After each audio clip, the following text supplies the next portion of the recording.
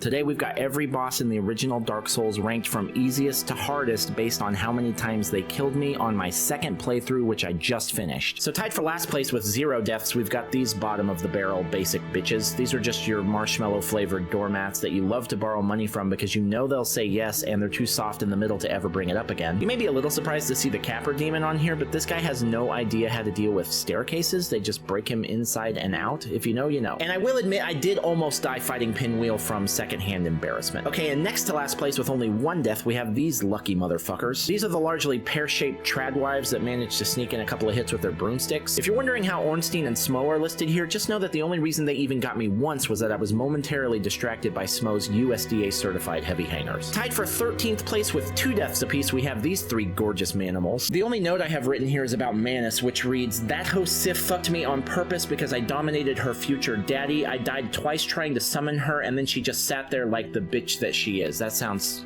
about right. Alright, moving on to these 4 tied for 9th place with 3 deaths. Honestly, the vast majority of the time I spent fighting these idiots, I was just running at them. It's one thing to expect a bit of a run back from the bonfire, but once I clear the fog wall, I am winded and I am done with that shit. Also, whatever this attack is from Nito can go straight back to whatever hell he found it in. Cheap asshole. Moving on to 6th place with 4 deaths, we've got these 3 depressing sacks of tears. These bosses make up the deeply sad population of the game, and this is the only portion of the video where you are allowed to cry. Okay, no more ties from here on out. Number 5 is the Bed of Chaos with 5 deaths. Don't even ask me to explain how these deaths occurred. I have actual deaths in my family that were less upsetting than falling to this fucking tree. Number 4 is Black Dragon Calamite with 6 deaths. First off, shout out to my boy Hawkeye for helping me turn off Nightmare Mode on this bad boy. This was my favorite fight in the game because it was the hardest one that wasn't bullshit. I do love getting a little sweaty, and there is nothing sweatier than being on fire. Okay, number 3 with 9 deaths is Ceaseless Discharge, the harbinger of doom for people with lisps. I decided like a dum-dum that I wanted to beat this Godzilla-sized herpes outbreak without using the falling exploit. That was a mistake. After getting ass blasted over and over by fire through a mountain somehow, I just gave up and went with the cheese method anyway, so this is kind of the only boss on the list that beat me. Ranked at number 2 is Chaos Witch Queeleg with 10 deaths, and I don't think I remember how this happened. I remember walking in, I remember the camera panning up.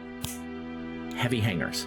I must have blacked out. Or maybe it's that thing that happens in every Souls-like where you're far enough in that the bosses start getting harder, but you're not far enough in that you're overpowered. Yeah, I don't know. Anyway, number 1 is the Bell Gargoyles with 13 deaths. For whatever reason, this is the gank fight for me that Ornstein and Smo is for most other people. Every time I reared up to blast one of these bitches with a soul arrow, this cheeky little bastard comes up from behind and gooses me with his fucking halberd. And after every "you died" screen for some absolute bullshit kill from behind, this boss arena felt less and less like the roof of a church and more like a casting couch. Nobody fucks me for free, Bell Gargoyles. Nobody. Anyway, that's the list. Dark Souls 2 is coming at some point.